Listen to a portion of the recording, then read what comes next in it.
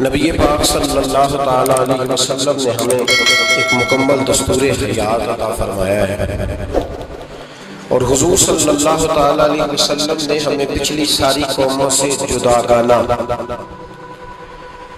اور ایک بھرپور اور ہر قسم کی خوشبو سے معمور دین عطا فرمایا ہے۔ کسی بھی اور قوم کی تھوڑی سی چیز کو بھی اسلام کے اندر شامل کرنا یا کچھ تھوڑی سی کسی سے کوئی چیز مستعار یا ادھار لینا، اسلام اس کو پسند نہیں کرتا۔ نبی پاک صلی اللہ تعالیٰ علیہ وآلہ وسلم نے فرمایا، اہل یہود بغیر ٹوپی کے دستار باندھتے، جب سر پہ پگڑی باندھتے تو ان کے سروں پر ٹوپیاں نہیں ہوتی تھی۔ فرمایا تم نے ٹوپی پر دستار باندھنی ہے، یہودیوں کی مخالفت کرنی ہے، تم نے اہل یہود کی مخالفت کرنی ہے۔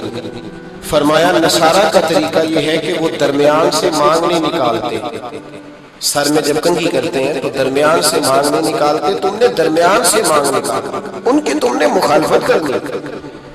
فرمایا آتش پرست یہودی اور بہت ساری قوموں کا طریقہ یہ ہے کہ مونچھیں بڑی رکھتے ہیں، داڑیاں چھوٹی رکھتے ہیں۔ فرمایا تم نے ان کی مخالفت کرنی ہے، مونچھوں کو پست کرنا ہے اور داڑیوں کو بڑا کرنا ہے۔ کوئی چیز کسی اور کی مستعار لے کر دین میں شامل کرنے کو نبی پاک صلی اللہ علیہ وسلم نے پسند نہیں فرمایا، پسند نہیں کیا۔ فرمایا یہ کام تم نے نہیں کرنا، تمہاری علیحدہ ایک شناخت ہے، تم مسلمان ہو، تمہارا اٹھنا بیٹھنا کھانا پینا چلنا سونا جاگنا حتیٰ کہ تمہارا نماز جنازہ بھی دوسروں سے منفرد ہے۔ تم لوگوں نے کسی اور قوم کی کسی تھوڑی سی بھی چیز کو اپنے معاملات میں شامل نہیں کرنا۔ اس کو کہتے ہیں دو قومی نظریہ، یہ نظریہ ہے۔ اسی کی بنیاد پر پاکستان بنا تھا کہ ہندو ایک الگ قوم ہے، مسلمان ایک الگ قوم ہے، ان کا اٹھنا بیٹھنا کھانا پینا ہم سے بالکل علیحدہ ہے اور ہمارا ان سے بالکل علیحدہ ہے۔ طرز زندگی، طرز معاشرت، معیشت کہیں ملتی نہیں ہندوؤں سے مسلمان۔ لہذا ہمیں ایک ایسا وطن چاہیے، ہمیں ایک ایسا وطن چاہیے جس وطن کے اندر مسلمان اپنے طریقے کے مطابق اٹھیں بھی بیٹھیں بھی چلیں بھی سوئیں بھی۔ نماز پڑھنے کے لیے وطن نہیں بنایا گیا کہ ہم نے اذانیں دینی ہیں، نمازیں پڑھنی ہیں، جماعتیں کرانی ہیں۔ یہ کام ہندوستان میں آج بھی ہوتا ہے، وہاں مسجدوں میں اذان بھی ہوتی ہے، جماعت بھی ہوتی ہے، تلاوت بھی ہوتی ہے، مدارس بھی ہیں، مساجد بھی ہیں، عربی ادب بھی ہے، سارا کچھ۔ وہ پریشان کرتے ہیں، اس سے قطع نظر کرتے ہیں، وہ تکلیف دیتے ہیں، لیکن پابندی نہیں ہے۔ یہ سارے کام وہاں بھی۔ پاکستان نماز کے لیے نہیں بنا، پاکستان تلاوت کے لیے فقط نہیں بنا، پاکستان نبی پاک کے نظام کے لیے بنا کہ کچہری میں حضور کا دین نافذ کیا جائے گا، اسمبلی میں نبی پاک کا دین نافذ کیا جائے گا۔ حضرت عمر فاروق رضی اللہ تعالیٰ عنہ کے طریقوں کے مطابق حکمران اس ملک کو چلائیں گے، اس لیے پاکستان بنایا گیا تھا۔ اب تو کوئی یہ نعرہ نہیں لگاتا، کوئی جماعت یہ نعرہ نہیں لگاتی، اتنی سیاسی جماعتیں ہیں۔ حالانکہ پاکستان کا نعرہ آج بھی ہر آدمی کو پتا ہے کہ پاکستان کا مطلب کیا، لا الہ الا اللہ محمد رسول اللہ صلی اللہ تعالی۔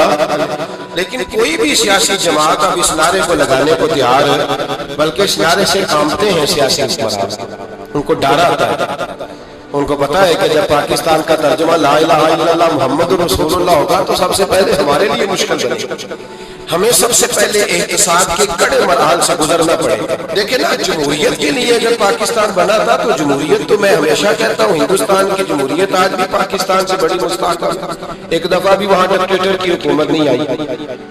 تو یہ جو ہمیں بتایا جاتا ہے، سبق پڑھایا جاتا ہے، ہماری نوجوان نسل آج تک ہر آدمی آتا ہے۔ میں نے کافی پہلے بھی کہا تھا کہ لوگ ہمیں نئے نئے نکات دیتے ہیں، کوئی 10 نکات دیتا ہے، کوئی 14 نکات دیتا ہے، کوئی 16 نکات دیتا ہے۔ ہمیں ضرورت نہیں تمہارے نکات کی، اس لیے کہ ہمیں سارے نقطے خطبہ حجت الوداع پہ نبی پاک نے عطا فرما دیے صلی اللہ تعالی علیہ۔ کسی نقطے کی ضرورت نہیں ہے۔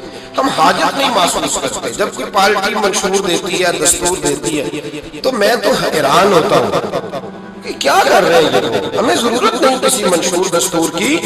سارے منشور، سارے دستور، سارے قانون، ساری باتیں آمنہ کے لال ہمیں عطا فرما گئے ہیں. ضرورت نہیں.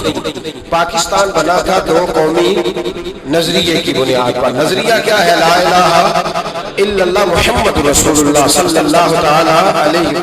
حکمران اس کو بھول گئے اور انہوں نے قوم کی ذہن سازی اس طرح کی، میڈیا کو ساتھ ملا کے بچوں کا ذہن اس طرح کا بنایا کہ قوم بھی تیار نہیں ہوتی. نظام مصطفیٰ صلی اللہ علیہ وسلم کے لیے قوم تیار ہے، حالانکہ کافر کو آپ کی نماز سے کوئی مسئلہ نہیں. یورپ میں کبھی پابندی لگی ہے کہ مسجد نہ بناؤ؟ کبھی وہاں کسی نے کہا ہے قرآن پاک نہ لے کے آؤ؟ کبھی کسی نے کہا ہے وہاں پابندی نماز پہ نہیں ہے. ان کو ڈر تو نظام مصطفیٰ سے آتا ہے کہ دین نافذ نہیں ہونا چاہیے. تو میرے بھائی، پاکستان ایک نظریاتی وطن ہے. جتنا دوڑ سکتے ہیں میں اور آپ دوڑ لیں، جتنا دوڑ سکتے ہیں. جہاں تک یہ قوم بھاگ سکتی ہے بھاگ لے. یہ اس چہرے کو اپنا لے یا اس چہرے کو اپنا لے یا اس کو آزما کے دیکھ لے. چونکہ اس وطن کی بنیاد کلمہ ہے تو یہاں سکون بھی اسی وقت آئے جب حکومت بھی کلمے والے رسول کی آئے گی صلی اللہ تعالی علیہ وسلم، صلی اللہ تعالی. اور اسلام ہر جگہ یہ بتاتا ہے کہ ملک کس کے ہیں؟ اللہ کا. تو نظام کس کا ہونا چاہیے؟ اللہ کا، اللہ کے دین کا. دنیا کی سب سے بڑی ہجرت ہوئی تھی جب پاکستان بنا تھا. دنیا کی سب سے بڑی ہجرت. 10,000 عورتوں کی عزتیں لوٹی گئیں جب یہ وطن بنا. لاکھوں لوگوں نے جانوں کی قربانیاں دیں. ابھی 15-20 سال پہلے ہندوستان کا پنجاب کا جو علاقہ ہے اس کو کھولا گیا تو ایک کنویں سے ابھی بھی ہڈیاں ملی ہیں جو سکھوں نے کاٹ کر مسلمان کنواں پورا بھر دیا. اس تکلیف کے ساتھ وطن بنا. کس لیے؟ جمہوریت کے لیے، حکمرانوں کے للے تللے کے لیے، ان کی بڑی کاروں جیپوں اور مرسڈیز کے لیے. اس لیے کہ یہاں روز نیا بل آئے گا، آج گورنر راج ہے تو آج فلاں ہے تو آج فلاں ہے. یہ ساری حکومتیں اگر وہی قانون جو انگریز کا بنا ہوا ہے اور وہی ساری دفعات جو آپ کے ہاں نافذ ہے وہی ہندوستان میں نافذ ہے تو بتایا جائے کہ وطن کیوں بنایا جائے؟ پھر کیا ضرورت تھی؟ یہ سارے کام تو وہاں بھی ہو رہے ہیں. اس لیے میرے بھائی، وطن کے نظریے کو سمجھے. وطن بنا تھا لا الہ الا اللہ محمد رسول اللہ صلی اللہ علیہ وسلم. اور اقبال جو بانی پاکستان ہے، جو مصور پاکستان ہے، جو تصویر دینے والے پاکستان، ان سے کسی نے کہا تھا کیوں پاکستان بنانا چاہتے ہیں؟ ہم تو ایک ملت جو ہے، ہندوستانی ایک ملت ہے، قوم ہے، تو کیا ضرورت ہے؟ تو اقبال کہنے لگے اپنی ملت پر قیاس اقوام مغرب سے نہ کر. خاص ہے ترکیب میں قوم رسول ہاشم. نبی پاک کی قوم اپنی ترکیب کے لحاظ سے ہر قوم میں خاص. دین کا نفاذ چاہیے، دین نافذ ہونا چاہیے. نبی پاک ایک اسٹیٹ کے سربراہ بنے تھے. مدینہ منورہ میں حضور نے نظام بنایا. آج میں ایک نئی بات آپ سے کرنا چاہ رہا ہوں. رونا روتے زمانے بیت گئے، اب آگے کی طرف دیکھنا ہے. جو قومیں ماضی کی لکیر پیٹتی رہتی ہیں وہ مایوس ہو جاتی ہیں، ان کے جذبے ٹوٹ جاتے ہیں. اب ماضی کو پیٹنے کی بجائے مستقبل کی روشنی کو دیکھنا چاہیے. ہمیں نبی پاک صلی اللہ علیہ وسلم نے کسی وطن کی تعمیر کے لیے جو جذبات دیے ہیں ان جذبات پر ہمیں غور کرنا چاہیے. حکمران تو جو کر رہے ہیں وہ تو کر ہی رہے ہیں، اور جو وہ کریں گے وہ بھی سب کو نظر آ رہا ہے، اور ہمیں سمجھ لگ رہی ہے کہ آئندہ بھی کیا ہونے جا رہا ہے، ہم نے کیا کرنا ہے. ایک جملہ میں کہنے لگا ہوں، اگر کسی کو تکلیف ہو تو مجھے خوشی ہوگی. ایک جملہ میں کہنے لگا ہوں، اگر کسی کو پریشانی ہوگی تو مجھے بڑا ہی اچھا لگے گا. کسی بڑے آدمی کو پریشانی ہوگی تو مجھے خوشی ہوگی. وہ جملہ کیا ہے وہ سن لیں. یہ ملک حکمرانوں کا نہیں ہے، یہ ملک عوام کا ہے. اس لیے کہ حکمرانوں کے بچے تو یورپ میں رہتے ہیں، ان کی تو ٹکٹیں بک ہوتی ہیں. جب تک یہ اسمبلی میں ہوتے ہیں یہاں ہوتے ہیں، اور جب حکومتیں ختم ہوتی ہیں تو یہ یہاں موجود ان سب کے تو باہر کاروبار ہے، رہائشیں ہیں، اولادیں ہیں، تو یہ وطن کس کا ہے؟ پاکستان وطن کس کا ہے؟ یہ ہمارا وطن ہے، یہ حکمرانوں کا نہیں ہے۔ لیکن نا گھر اس کا ہے جس نے گھر کے اندر رہنا ہے، جس نے گھر میں رہنا نہیں اس کا وطن ہے۔ ہم نے رہنا ہے، ہماری نسلوں نے رہنا ہے، ہمارے ماں باپ رہے، ہم رہ رہے ہیں، ہماری آنے والی نسلیں رہے گی، تو وطن بھی کس کا ہوا؟ ہمارا۔ حکمرانوں کا وطن ہے، گھر جو ہمارا ہے، تو ہم کسی کے ذمہ کیوں لگاتے ہیں؟ ہم اپنے وطن کا خود خیال کیوں نہیں کرتے؟ ہم کیوں نہیں یہ محسوس کرتے کہ وطن سب سے پہلا کام 14 اگست ہے پاکستان کے عزم نو کے لیے، ایک روشنی کے لیے، نوجوانوں کے لیے چند باتیں کرنا چاہتا ہوں۔ پہلی بات اپنے ذہن میں بنائیں کہ وطن کی جو محبت ہوتی ہے نا، حب الوطن من الایمان، وطن کی محبت ایمان کا حصہ ہوتی ہے۔ اس بات کو یاد کر لیں، میرے نبی پاک علیہ السلام مکہ مکرمہ سے تشریف لائے تھے، حضور مہاجر بن کے مدینے آئے تھے، لیکن بخاری مسلم کی ایک ایسی حدیث ہے جس کی میں نے کبھی شرح نہیں پڑھی، اور میں اس حدیث کی شرح میں کبھی نہیں گیا اور جانا چاہتا بھی نہیں۔ نرالا رنگ ہے اس حدیث پاک کا۔ میرے محبوب پاک علیہ السلام مہاجر بن کے مدینے آئے، لیکن حضور نے ایک موقع پہ فرمایا، سنو بھئی مہاجرین اور انصار، کان کھول کے سنو۔ اب مہاجرین میں شامل کون کون تھے؟ حضرت ابو بکر صدیق، حضرت عمر فاروق، حضرت عثمان غنی، حضرت مولا علی، حضرت مصعب بن عمیر، حضرت بلال حبشی، یہ سب لوگ مہاجر تھے، لیکن حضور نے وطن کی محبت بیان فرمائی۔ میرے محبوب نے فرمایا، یاد رکھنا اگر کبھی لوگوں میں اختلاف رائے ہوا اور لوگوں کی دو لائنیں بن گئی، ایک قطار ادھر جا رہی ہے لوگوں کی اور ایک قطار ادھر جا رہی ہے، تو فرمایا اگر تم مجھے دیکھو گے نا میں کس قطار میں ہوں، تو میں تمہیں اس قطار میں ملوں گا جس قطار میں میرے مدینے والے جا رہے ہوں۔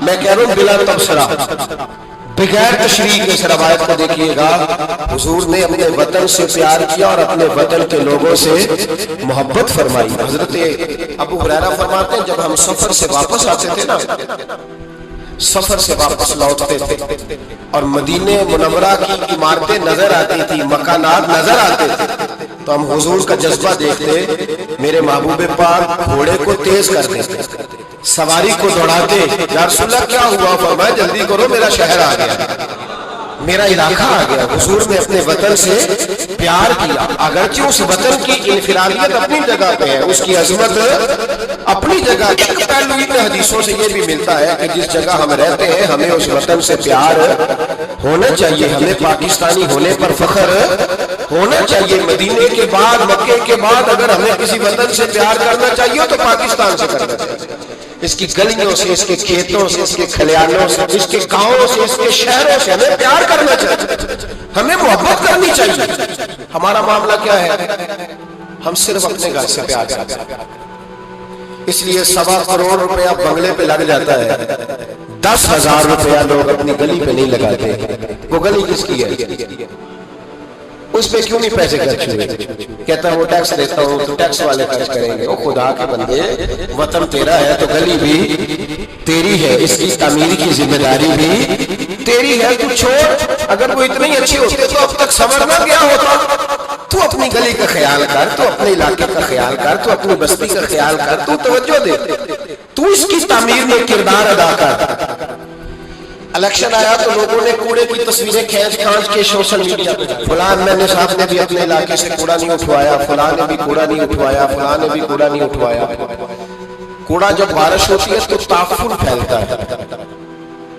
مجھے کچھ سانس میں تکلیف ہوئی تو ڈاکٹر صاحب سے جب میں نے مشورہ کیا تو وہ مجھے کہنے لگے کوئی تعفن والی جگہ نہیں ہونی چاہیے، اس سے آپ بچیں، درختوں کے پاس رہیں، پتوں کے پاس رہیں جہاں سے آکسیجن تازی ملے۔ اور یہ ضرورت صرف مریض کی نہیں ہے، یہ ہر اس شخص کی ضرورت ہے جس کی سانسیں چل رہی ہیں، اس کو اس کی حاجت ہے۔ کوڑے پر جب بارش پڑتی ہے تو تعفن پھیلتا ہے، ایسی سخت بدبو آتی ہے جس سے امراض پیدا ہوتے ہیں۔ حکمران نے کوڑا نہیں اٹھایا، بلدیہ کے لوگوں نے ذمہ داری محسوس نہیں کی، ایم این اے صاحب کے حلقے میں ڈھیر لگے ہوئے کوڑے کے، لیکن ایک سوال ہے، پوچھنے کی اجازت ہونی چاہیے۔ وہ سوال یہ ہے کہ کوڑا اٹھانے والے نے تو نہیں اٹھایا، پر بتائیے کوڑا پھینکا کس نے تھا؟ جو آدمی سودا خریدنے کے لیے 4 گلیاں آگے جا سکتا ہے وہ کوڑا پھینکنے کے لیے بھی تو جا ہی سکتا ہے نا، اس کو پتا ہے نا کوڑا پھینکنے کی جگہ، پھینکا کس نے کوڑا؟ اچھا ایک بات اور ذرا آپ کی توجہ کے لیے، سوشل لوگ ہیں ہم معاشرے کا حصہ ہیں، ہمیں معاشرے میں لوگوں کی ضروریات کی درپیش رہتی ہے۔ سوشل لائف میں اگر آپ تھوڑا سا آگے بڑھے نا، آپ کے گھر میں جو بیٹی کا رشتہ دیکھنے آتا ہے نا، وہ جن چیزوں پر کمنٹس کرتا ہے نا، ان میں ایک چیز یہ بھی ہوتی ہے، وہ لوگ کہتے ہیں بھائی آپ کا گھر بھی اچھا ہے، آپ لوگ بھی اچھے ہیں، لیکن جس علاقے میں آپ رہ رہے ہیں نا، وہ علاقہ صاف ستھرا نہیں ہے، وہ علاقہ اچھا نہیں ہے، وہ اس چوک میں بھی کوڑا پڑا ہے، پچھلے چوک میں بھی کوڑا پڑا ہے، تو یہ جو گلیوں میں کوڑا پڑا ہوتا ہے نا، یہ اس مقامی لوگوں کی تہذیب کی عکاسی کرتا ہے۔ آپ اس پہلو پر یہ میں اپیل کر رہا ہوں، میں گزارش کر رہا ہوں، میرے بزرگ میرے دوست ناراض نہ ہو، میری بات پر توجہ دیں۔ اب سنیں میرے نبی پاک صلی اللہ علیہ وسلم نے ہمیں تربیت کیا دی۔ حضور علیہ السلام فرماتے ہیں، امام رازی نے تفسیر کبیر میں حدیث لکھی ہے، محبوب فرماتے ہیں قیامت کے دن اللہ تبارک و تعالیٰ ایک گناہگار کے بارے میں جنت کا فیصلہ فرما دے گا۔ وہ گناہگار بڑا تھا، بڑا مجرم تھا، بڑا، بندے کو پتا ہوتا ہے نا اپنا کہ وہ کتنا گناہ، وہ گناہگار نہ رب کے کرم پر رو پڑے گا، اپنے رب کی عطا پر شرمندہ ہو کے روئے گا، اور ہاتھ باندھ کے عرض کرے گا مولا میں تو جانتا ہوں میں کیا ہوں، ایسی کون سی میری نیکی تھی کہ تو نے مجھے بخش دیا۔ وہ خود شرمندہ ہو کے تڑپ کے بولتا ہے، تڑپ کے، میری اجرت میری محنت سے زیادہ کیوں ہے، میرے محسن تیرے احسان سے ڈر لگتا ہے۔ تو وہ خود بول پڑا، کہنے لگا مولا مہربانی فرما مجھے بتا یہ میرے اوپر کرم کیسے ہوا، میں تو اس قابل نہیں تھا۔ تو میرے محبوب پاک علیہ السلام فرمانے لگے، رب کریم اس سے فرمائے گا ایک دن رات کو نہ تو اپنی گلی سے گزر رہا تھا، دیکھنے والا کوئی نہیں تھا جو تیری تصویر کھینچ کے سوشل میڈیا پہ ڈالتا، کوئی اخباری نمائندہ نہیں تھا جو فٹافٹ اخبار میں خبر دیتا، کوئی لوگ نعرے لگا، تو اکیلا تھا، رات بھی تھی اندھیرا بھی تھا، گلی سے گزرتے ہوئے تیرے پیر سے کروڑا ٹکرایا تھا، رات تھی کوئی دیکھنے والا نہیں، تعریف کرنے والا نہیں، تو نے وہ روڑا اٹھا کے پھینک دیا تھا، کیوں پھینکا تھا؟ تو نیکی چونکہ اس کی نظر میں معمولی تھی تو وہ بھول چکا تھا، کہے گا یا اللہ وہ والا روڑا، وہ ایک کروڑا مالک کریم، وہ تو میں نے اس لیے اٹھایا تھا کہ میرے محلے میں بوڑھے بھی رہتے ہیں، بیمار بھی رہتے ہیں، بچے بھی رہتے ہیں، کمزور بھی رہتے ہیں، اس لیے اٹھایا تھا کسی کو ٹھوکر نہ لگ جائے۔ میرے محبوب فرماتے ہیں عرش کے مالک نے فرمایا، رب کریم نے فرمایا تو رات کے اندھیروں میں روڑے اٹھا کے میرے بندوں کا خیال رکھے تو میں آج قیامت کے دن تیرا خیال نہ رکھوں؟ فرمایا اسے روڑے کی اٹھانے کی برکت سے میں نے تیرے لیے جنت کا فیصلہ فرما دیا۔